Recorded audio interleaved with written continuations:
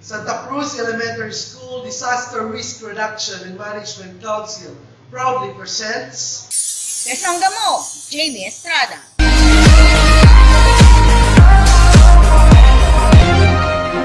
Sa isang paaralan dito sa Santa Cruz, Laguna, di umano ay may 4 na famous grade 6 students.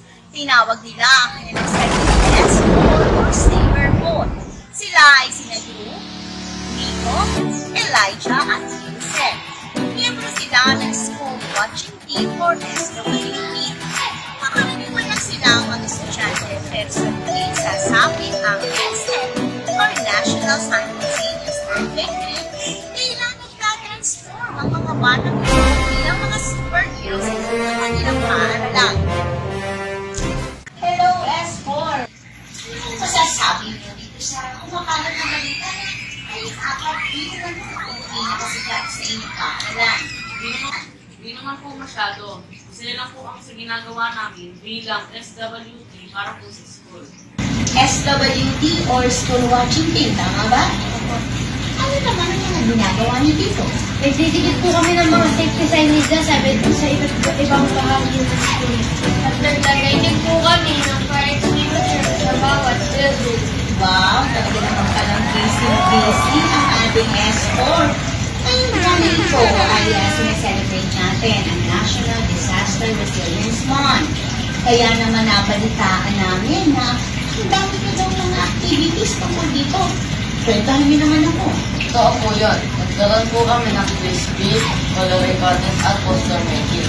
Nagkaroon din po kami ng clean-up drive. Marami pong estudyante at mga magulang ang nakikisa. Pumunta rin po ang taga-MD sa amin para magsagawa ng climate change adaptation orientation. At last week po ay turuan kami ng bumbero mula sa BFP ng gamit grenade at paggamit ng fire extinguisher.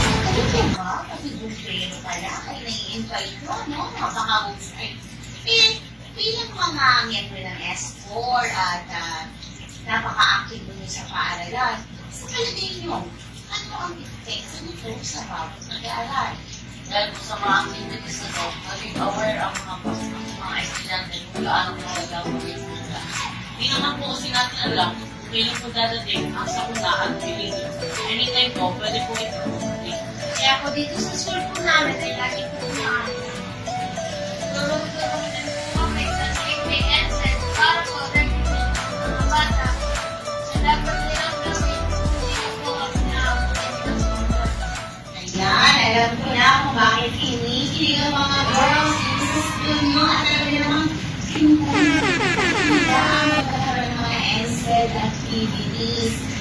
Alam ko na kung bakit talaga kayo pinawag na S4 kasi karaman naman sa dedication sa inyong mga ginagawa kahit papakabahan pa.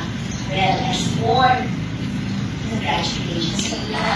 Salamat sa pagkakalang sa mga interview dito. Ibigin mo.